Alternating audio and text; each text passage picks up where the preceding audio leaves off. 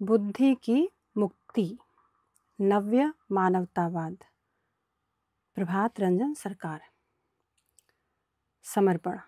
जो लोग सभी के हित की चिंता करते हैं, सभी को मर्यादा देकर सम्मानजनक पद पर प्रतिष्ठित करना चाहते हैं और चरण स्पर्श प्रणाम प्राप्ति की लालसा में अपने चरण आगे बढ़ाने के बदले स्वयं हाथ जोड़कर दूसरों को प्रणाम करते हैं, उन लोगों को श्रद्धापूर्वक नमस्कार करते हुए यह पुस्तक समर्पित करता हूँ।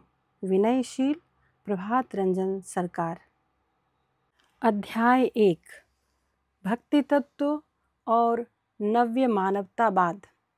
मैंने पहले ही स्पष्ट कर दिया है कि सांसारिक विषयों से सामंजस्य रखने के साथ ही साथ अपनी परमागति का चिंतन करते रहने से ही मनुष्य भक्ति की परिपूर्णता को प्राप्त करता है। यह भी स्पष्ट कर चुका हूँ कि विभिन्न प्रकार की मानसिक अभिव्यक्तियों के माध्यम से भक्ति का किस प्रकार और कैसे विकास होता है।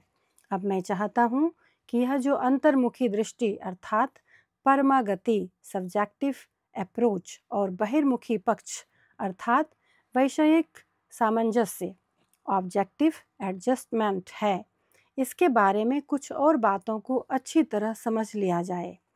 मनुष्य अंतर जगत में अर्थात अपने भाव जगत में जिस तरह आगे बढ़ रहा है, उसका जो अस्तित्व बोध है वह छंदमय है और बाहरी जगत में जो भी घटनाक्रम चल रहा है उसमें से कुछ घटनाओं का उसके अंतर जगत के छंद से सामंजस्य स्थापित हो जाता है, जबकि बाकी घटनाओं का उसके अंतर जगत से संतुलन स्थापित नहीं हो पाता।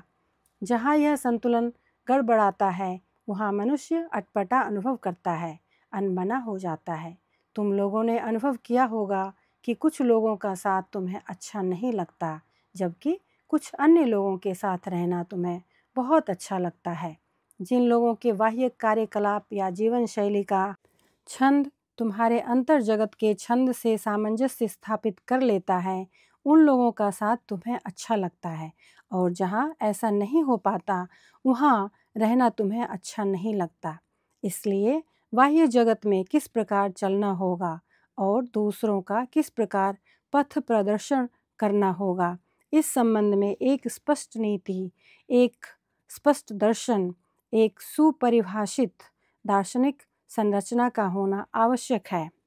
अतीत के अधिकांश कालखंड में इसका अभाव रहा है। वर्तमान मानव समाज में भी इसका